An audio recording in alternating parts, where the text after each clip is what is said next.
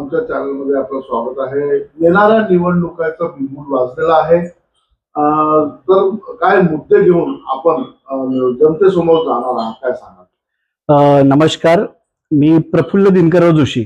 आता ज्या स्थानिक स्वराज्य संस्थाच्या निवडणुका लागलेल्या सर्वांना माहीत आहे आणि त्याच्यात आमचं नरखेड तालुक्यातलं जे भिष्णूर सर्कल आहे त्याच्यात जिल्हा परिषदसाठी मी स्वतः उमेदवारी भारतीय जनता पक्षाकडनं मागत आहे. सांगायचं झाल्यास मागच्या 17 वर्षापासून मी समाजकार्यात आणि राजकारणात त्याद्वारे आपल्या क्षेत्रामध्ये काम करतो आणि त्यायोगे सर्व पक्षांसोबत माझे जे संबंध राहिलेले आहेत त्याच्यात या अगोदर म्हणजे 2020ला 19-20ला जी निवडणूक नंतर एक मध्यवर्ती निवडणूक झाली त्याच्यात भारतीय जनता पक्षाने जो भिष्णू सर्कलला नौखा उमेदवार दिला होता त्याला उचलून धरण्याचं आणि त्याचं पूर्ण प्रचारापासून तर मतदानापर्यंतचं पूर्ण नियोजन पक्षाचं माझ्याच हस्ते तिथनं झालं. तर आता यावेळी ओपनची सीट आलेली आहे विष्णू सर्कलसाठी आणि मी ओपन कॅटेगरीचा कॅन्डिडेट आहे. असं असताना माझी अशी इच्छा आहे की जी ओपन कॅटेगरी म्हणजे यानंतर पुढे 25 वर्षापर्यंत तरी क्षेत्रामध्ये तिथे ओपनचा कॅन्डिडेट नाही येणार आणि मग अशा वेळी पक्षांनी मला जर संधी दिली तर माझ्या डोक्यातले जे विचार आहे जे क्षेत्रासाठी काम करायचं मी एक समाजसेवक म्हणून करतो किंवा भारतीय जनता पक्षाचा कार्यकर्ता म्हणून करतो. म्हणजे यावेळी माझ्याकडे आता माझ्या मागे मी उपाध्यक्ष होतो नागपूर जिल्हा जेव्हा भारतीय जनता पक्षाचा नागपूर जिल्हा म्हणून कार्यकारिणी होती त्यामध्ये मी उपाध्यक्ष होतो आणि आता काटोल जिल्हा म्हणून भारतीय जनता पक्षाने जो केलेला आहे पक्षाच्या कार्यकारिणीत त्यामध्ये काटोल विधानसभा संयोजक पदवीधर मतदारसंघाचा मी आहे.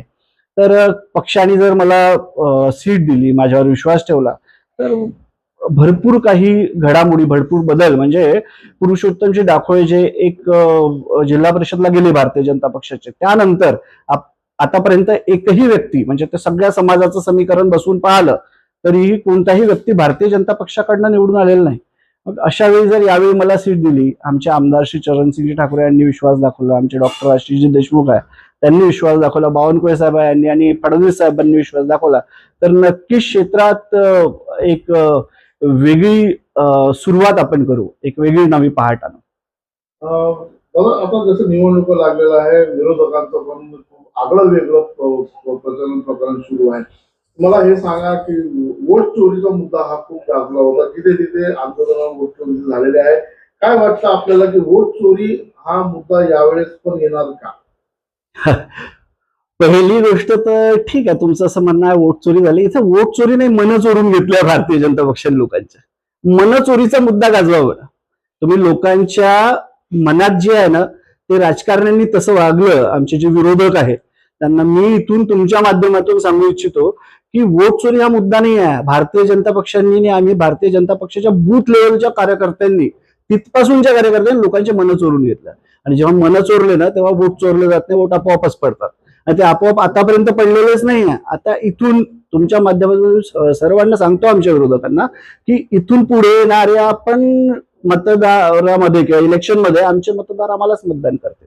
लोकांच्या मनातले मुद्दे घेऊन आम्ही रस्त्यावर येतो. एका ठिकाणी आम्हाला असं वाटतं की आम्ही चुकलो तर आम्ही त्या गोष्टीची लोकांसमोर सरळ माफी मागतो. आम्ही त्या गोष्टी बदलायला तयार असतो. आमचे माननीय मुख्यमंत्री प्रत्येक गोष्टीसाठी लोकांसमोर तयार असतात.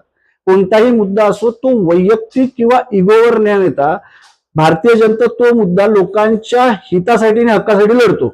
मग जर भारतीय जनता पक्ष असा करत असेल तर वोट चोरी होणार नाही, मन चोरी होते. आम्ही मन चोरतो म्हणून आम्हाला मतं पडतात.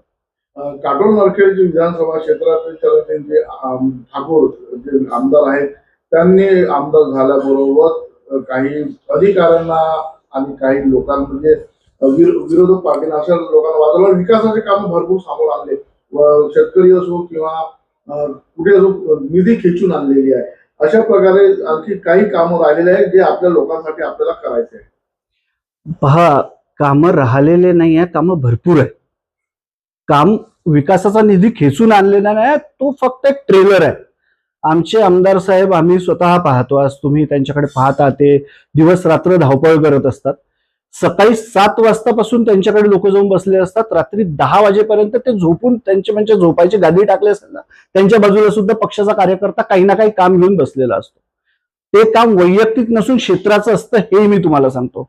इथून ते मुंबईला निघतात, मुंबईला पोहोचल्याबरोबर मंत्रालयासमोरच होते, हॉस्टेलला राहतात, तिथून मंत्रालयात पोहोचतात, दिवसभर काम करतात आणि रात्रीचा थोडाफार आराम करतात.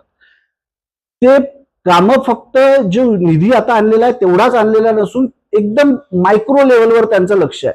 जिल्हा परिषद या स्थानिक स्वराज्य संस्थाच्या निवडणुका आता होऊन राहिल्या ना, ते लोक त्यांच्यापर्यंत, म्हणजे आता सध्या तर सगळ्या वड्या डिझॉल्व्ह आहे आज यावेळी समजा, तरीही क्षेत्रातल्या प्रत्येक बूथ प्रमुखापर्यंत, प्रत्येक सरपंचापर्यंत, प्रत्येक गावात काय पाहिजे काय नाही पाहिजे याची एक पूर्ण यादी आमच्या माननीय आमदार साहेबांकडे, श्री चरणसिंगजी ठाकूर यांच्याकडे तयार आहे.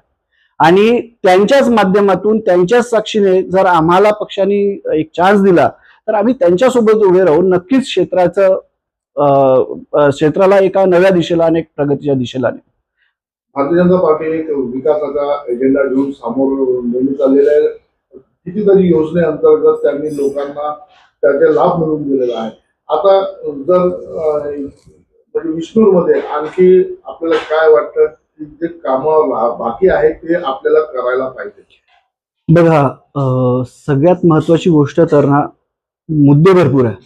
म्हणजे तुम्ही माझं जे बाईट घेताय त्यामध्ये तो सामावणारा मुद्दाच नाही की तेवढं छोट्या याच्यात आम्ही त्याचं वर्णन करू शकू.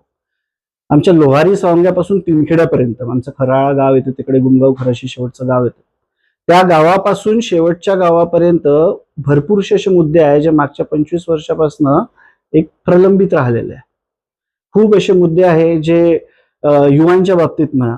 बघा, एक छोटीशी गोष्ट सांगतो तुम्हाला. शेतकऱ्यांचा विकास करायचा असतो ना, तर फक्त शेतीचा विकास करून होत नसतो. भरपूरसे मुद्दे असे असतात की समजा एखादा व्यक्तीचा हात तुटलेला आहे तर तुम्ही त्याला तुमचा हात नाही देणार, तुम्ही त्याचा कृत्रिम हाताची व्यवस्था करणार. शेतकऱ्याचा मुद्दा फक्त शेतीपासूनच चालत नाही, तर शेतकऱ्याचा मुद्दा त्याच्या मुलाबाळांपर्यंत जातो. आपण त्यांच्या मुलांना योग्य ते मार्गदर्शन करणे, त्यांना नोकरीत इच्छा आहे की शेतीत इच्छा आहे, जर त्यांना ज्या प्लॅटफॉर्म मध्ये जायचं आहे त्या गोष्टी त्यांच्यासमोर उपलब्ध करून देणे, ह्या गोष्टी आतापर्यंत जिल्हा परिषदच्या लोकांनी केल्या नाही. त्यांना फक्त एवढंच कळत होतं की रस्ते आणणे, पान्ना आणणे. आम्हाला मायक्रो लेवलवर काम करायचं. आम्हाला हे माहित आहे की तिथे किती चांगले पर्यटन स्थळ आहे ज्याच्यात दुरून लोक येऊ शकतात, जे अजूनही अनभिज्ञ आहे. ते आमदार साहेबांच्या माध्यमातून सगळ्या महाराष्ट्राला दाखवून द्यायचे. आम्हाला हे माहित आहे की तिथे असे गाव आहे जे जंगलाशी, नैसर्गिक साधन सामुग्रीशी, संपत्तीशी लागून असलेले आहे, ते लोकांच्या डोळ्यात आणायचे आहे.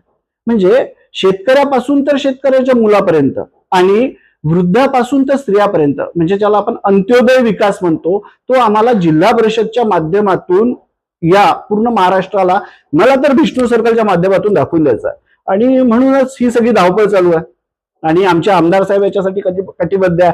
आम्हाला अभिमान आहे की आमच्या क्षेत्रातून आमचे आमदार साहेब म्हणजे चरणसिंगजी ठाकूर, आणि आता आम्ही इथूनच आमची आशिषदादा देशमुख जातात, ते आता सावनेरचे आमदार आहे. या दोघाही लोकांची साथ आणि बावनकुळे साहेबांची साथ आमच्या क्षेत्राला आहे. येणाऱ्या निवडणुकीबद्दल आपण आपल्या जनतेला, आपल्या इथल्या जे वोटर्स आहेत, जे मतदार बंधू भगिनी आहे, त्यांना काय आपण एक आव्हान, काय एक संदेश देऊ इच्छितो? एकच संदेश देतो, भारतीय जनता पक्षाचा जो उमेदवार आपल्या क्षेत्रातून राहील, मी असो किंवा आमदार साहेब जो देईल, त्या उमेदवारासोबत पूर्ण ताकदीने उभे राहा. सगळ्यात महत्वाची गोष्ट, जर आपल्याला विकास करायचा आहे तर आपल्याला जातीपातीचं राजकारण संपवावं लागेल, आणि ते भारतीय जनता पक्षाने आताच काटोल विधानसभेत संपवलं आहे. तेच आपल्याला विष्णू सर्कलमध्येही दाखवून द्यायचं आहे. कोणताही सर्वसामान्य कार्यकर्ता जो भारतीय जनता पक्ष देईल त्याला सर्वांनी बहुमताने निवडून आणा, आणि आपल्या क्षेत्राच्या, आपल्या सर्कलच्या विकासाकरिता सर्वजण एकत्र या, एवढंच मी आवाहन करेन. धन्यवाद.